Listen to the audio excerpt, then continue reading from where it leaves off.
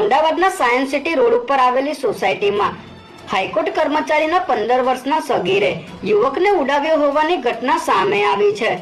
Science city road પર આવેલી Shivalik high tech સોસાયટીમાં વિરમભાઈ રબારી ચાલીને સોસાયટીમાં જઈ રહ્યા હતા ત્યારે સોસાયટીની અંદર જ પૂર ઝડપે કાર ચાલકે કાર ચલાવી યુવકને ઉડાવ્યો હતો।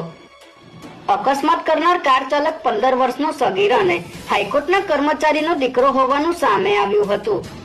અકસ્માત સમયે કારની સ્પીડ એટલી હતી કે કારની અંદરની બંને એરબેગ ખુલી ગઈ હતી ત્યારે આ અંગે એ ડિવિઝન ટ્રાફિક પોલીસે ગુનો નોંધી તપાસ શરૂ કરી છે।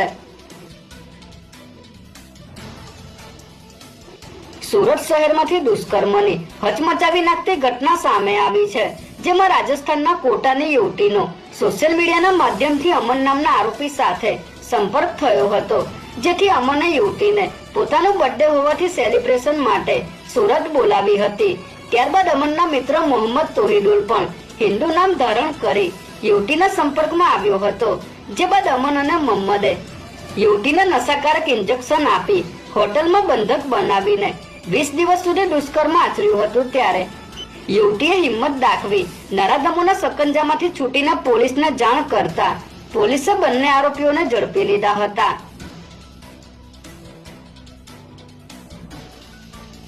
અમદાવાદ શહેરમાં રખડતા ઢોરની સમસ્યાને લઈને મ્યુનિસિપલ કોર્પોરેશન દ્વારા ઢોર પોલિસી અમલમાં મૂકવામાં આવી છે ત્યારે શહેરના મહત્વના જાહેર સ્થળો જ્યાં ભારે અવરજવર રહેતી હોય એવા 13 જેટલા વિસ્તારોને કોર્પોરેશનના CNDC વિભાગ અને શહેર પોલીસ દ્વારા નો કેટલ ઝોન જાહેર કરવામાં આવ્યા છે, જેમાં ગોતા, સરદારનગર, ખાડિયા, મણિનગર, સાબરમતી સહિતના વિસ્તારોનો સમાવેશ થાય છે।